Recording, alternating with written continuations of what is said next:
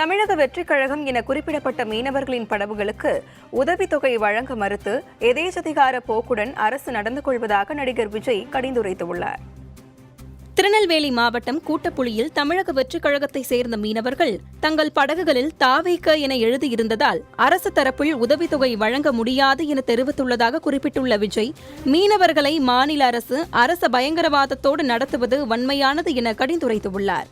மீனவர்களுக்கு உதவித்தொகை வழங்கக்கூடாது என கூறும்படி அலுவலர்களுக்கு ஆணையிட்டது யார் எனவும், படகுகளில் திமுகவின் கொடி அல்லது பெயரை பயன்படுத்துவோரிடம் இப்படி கூறுவார்களா எனவும் வினா எழுப்பியுள்ள விஜய், மீனவர்களுக்கு வழங்கப்படும் உதவித்தொகை என்பது மக்களின் வரிப்பணம் எனவும், அதை திமுக தனது சொந்த பணத்தை வழங்குவது போல் நினைத்துக் கொள்ளக்கூடாது எனவும் வலியுறுத்தியுள்ளார்.